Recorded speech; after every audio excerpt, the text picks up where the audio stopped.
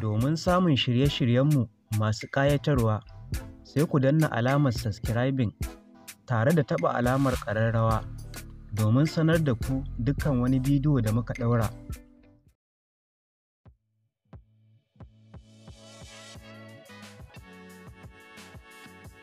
Nau'in abincin da ya kamata ku ci da zarar kun yi jima'i domin samun ƙarfin jikinku.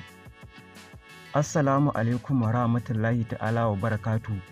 Barkanmu da warhaka, barkanmu da sake saduwa da ku a wannan sabon bidiyo.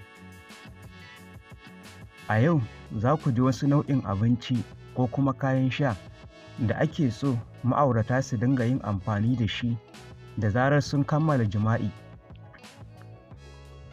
Wasu ma'aurata za ka ji suna yawan ƙorafin cewa a rana guda bai wuce su yi jima'i sau ɗaya ba, saboda idan sun yi suna samun gajiya kuma ba sa ƙara samun wani kuzari a jikinsu.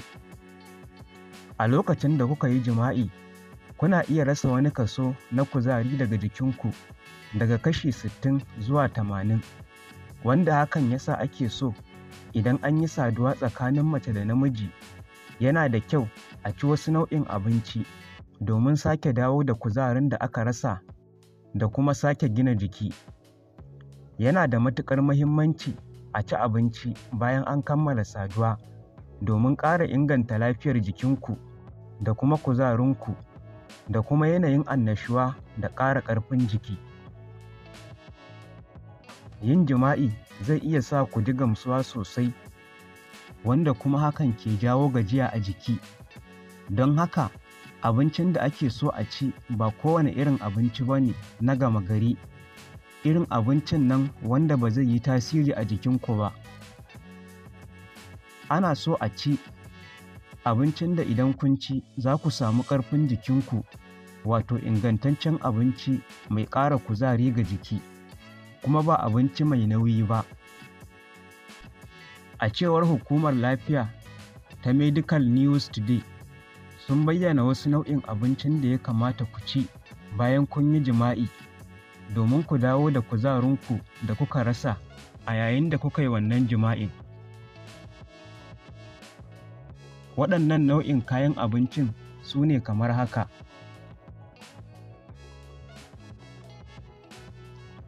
Na farko, tufa. An gano cewa cin tufa guda ɗaya a yini yana inganta ƙarfin jima'i, musamman ga mata, wanda ke sa jikinsu ya ƙara jurewa a lokacin jima'i da kuma bayan jima'i.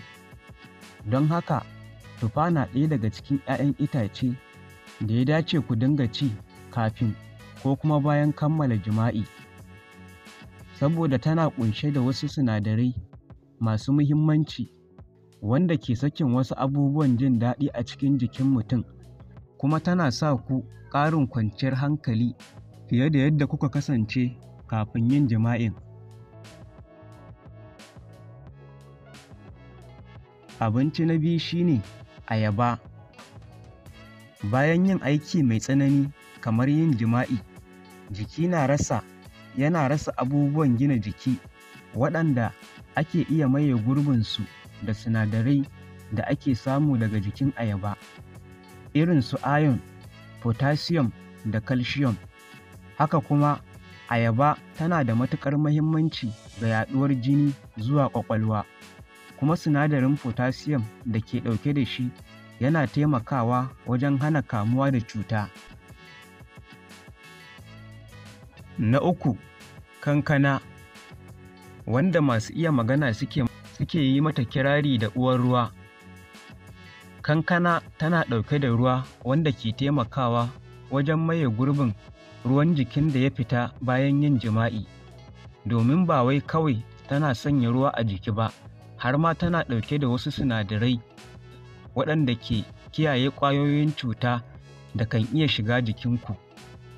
Wani dalili na shan kankana shine tana taimakawa mata samun ƙarin gamsuwa da jin daɗin saduwa. Wannan su ne muhimman abinci ko abin sha da ake so a yi amfani da su da zarar an gudanar da jima'i ko kuma kafin a yi, domin dawo da kuzarin jiki da aka rasa a yayin jima'i. Da fatan ma'aurata za ku kiyaye da waɗannan abubuwa domin ƙara samun kuzarin jikinku da kuma ƙara himma a yayin jima'i. Allah ya sa mu dace, amin. Da fatan za ku yi sharing ɗin wannan bidiyo domin ya isa ga waɗanda suke buƙatar irin wannan fa'ida. Allah ya haɗa mu a ladan gabaki ɗaya, amin.